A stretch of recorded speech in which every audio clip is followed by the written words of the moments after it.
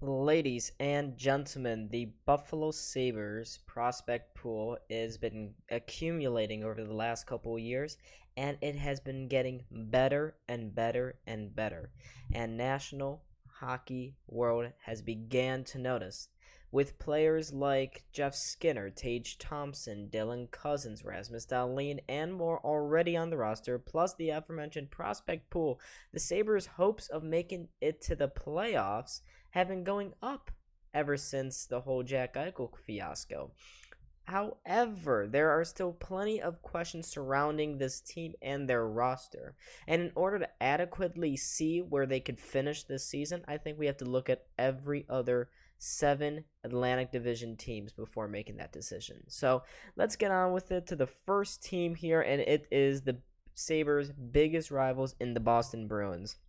Now, Boston's season ended pretty prematurely and disappointingly last season when they finished 3-4 in the playoffs, lost in 7 games to the Carolina Hurricanes. It was a bitter end to a decent season for them, and it felt like a last dance of sorts for them. But the band's coming back together. In fact, they already brought back David Krejci from Europe. He's returning to the fold. Patrice Bergeron signed on for another year. David Pastrnak as well, even though there were some rumors that he wanted to be traded after Bruce Cassidy was let go.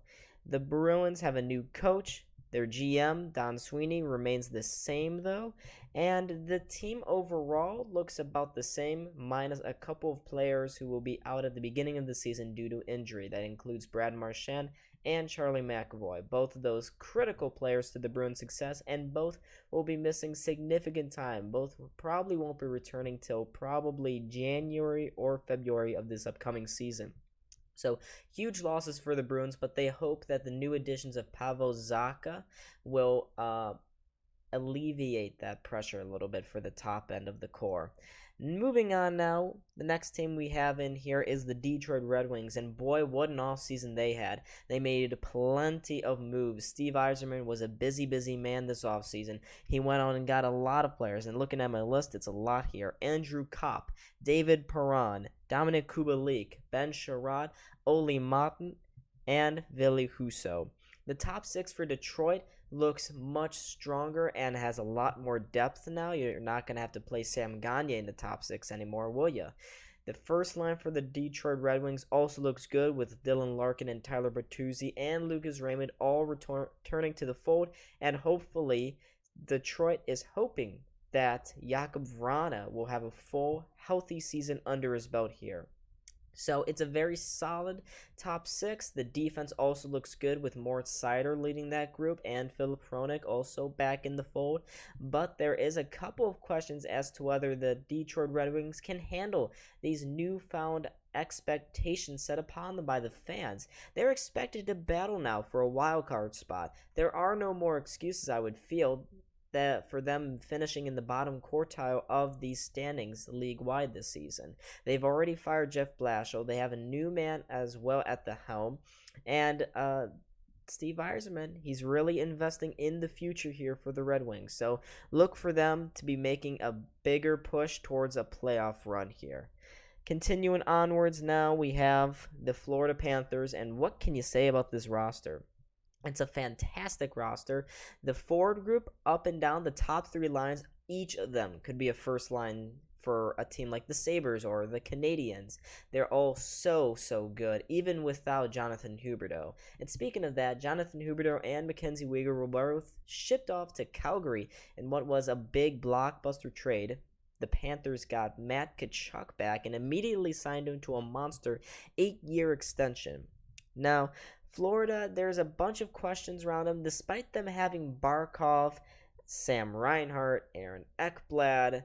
There's a lot of questions as to whether they can translate their regular season success into a deep playoff run. These past 2 seasons have both ended pretty badly, with them losing to in-state rival the Tampa Bay Lightning. This past season, they were swept in the second round. Just a really poor showing from them.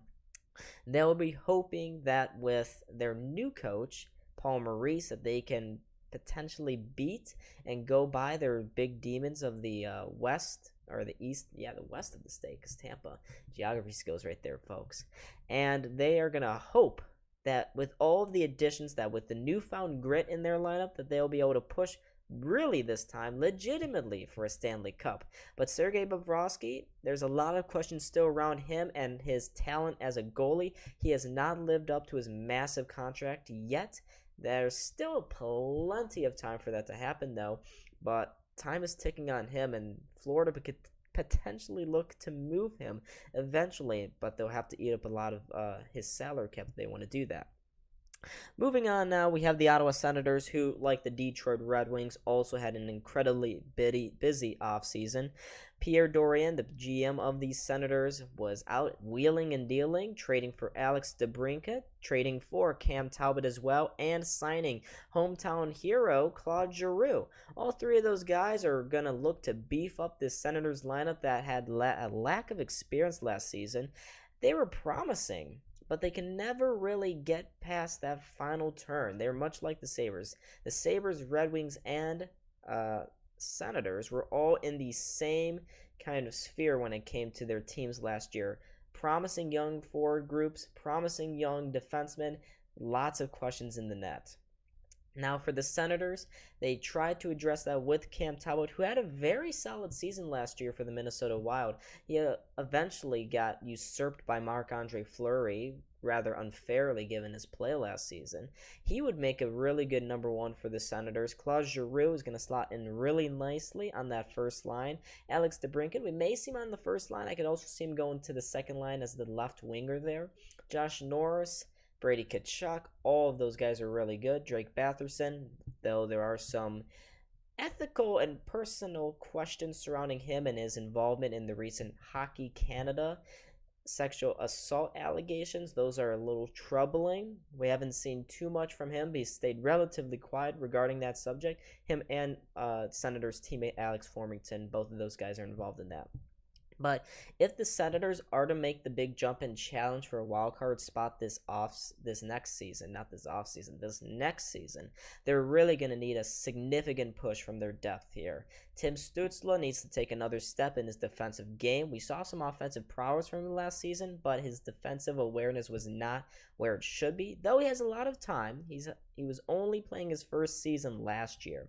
Matthew Joseph needs to step it up a little bit. Alex Formington needs to step it up. And their defense needs to take another step. Thomas Chabot and Eric Brandstrom both will have another year under each other's belts, so hopefully they can use that experience to take the Senators to the next level. Well, not quite hopefully if you're a Sabres fan. Hopefully they just keep plateauing and DJ Smith eventually gets fired and the team gets into a full chaos. Let's move on now to well, I don't even know what there is to say about this next team, the Tampa Bay Lightning. They have been absolutely phenomenal. They're really in the midst of a powerful dynasty here. They were back-to-back champions, made it to the Stanley Cup Finals last season despite everything against them.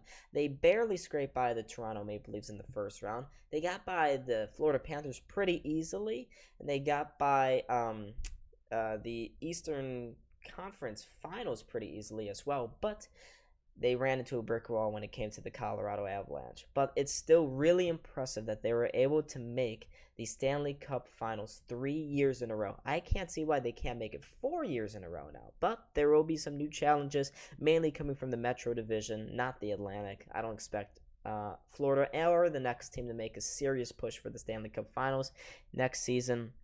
Anyways, though, Tampa has been really good in keeping their homegrown talent in Tampa still. They locked up Eric Chernak, Mikhail Sergachev, and Anthony Cirelli, each to new 8-year extensions. They also have continued to keep the services of Nikita Kucherov, Braden Point, and Steven Stamkos, and Victor Hedman, and Andrei Vasilevsky. Jeez, look at all these names.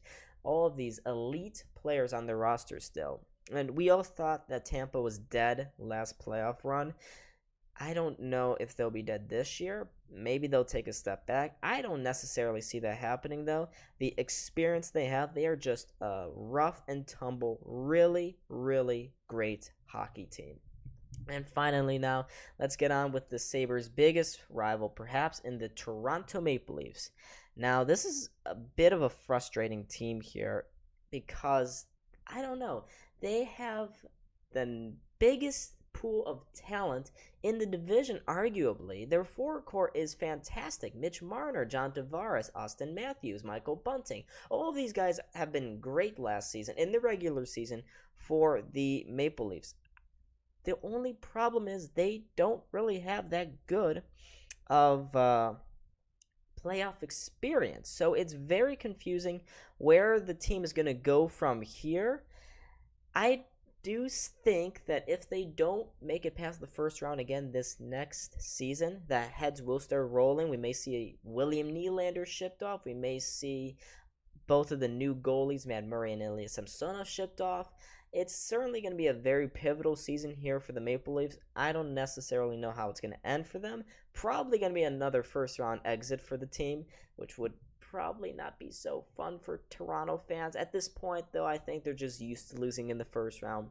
But expect heads to be rolling if they don't show some meaningful improvements this season. And that means going on a deep playoff run. And they have done everything to be able to do that. It's just been either bad luck or their Toronto curse that has prevented them from doing so. Now, finally, we have here, whoa, not the Sabres. No. We have the Montreal Canadiens. The one other team that I think on paper is clearly worse than the Buffalo Sabres. They did make some moves this offseason, but they also lost a couple more. Carey Price, his career could be over due to a significant knee injury. He could end up with the same fate as Shea Weber, their former captain, who ever since his departure because of another injury he had, the Canadiens really haven't been the same. And the Canadiens are going into the season without their defensive longtime stalwart, Jeff Petrie. He was traded to the Pittsburgh Penguins this offseason in a very low-key but good deal for them. So the Canadiens' defense looks very raw and barren right now. I don't really see them being a strong defensive team. Joel Edmondson's fine, Dennis Savard's fine, but both are well past their primes. Now for the offense, there is something to work off here. They still have veteran winger Brendan Gallagher. Nick Suzuki had a really strong season last year. Cole Caulfield, after a very rough start, he managed to get it going under new coach Martin St. Louis, who is now their permanent head coach, by the way. He's now their permanent. And, of course, the biggest thing that they did this offseason, number one, they traded Alex Romanov to the Islanders. They also traded in the same day, it was the first day of the NHL draft, they traded for Chicago Blackhawks winger Kirby Dach. Now, I like this deal, but I'm not sure that Kirby Dach can be a huge top six forward for the team.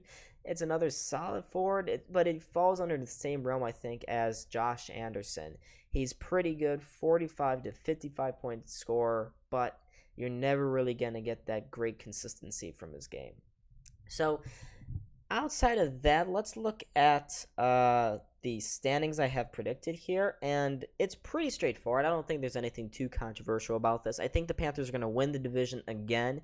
They have a really strong forward core, and they're always super good in the regular season, though they probably won't be going on another deep playoff run. I have Toronto coming in second. They have improved, I think, another year with the same group of guys together will really keep that camaraderie up. And much like the Panthers, they are another strong regular season team. Playoffs, not so much. Tampa I have in third.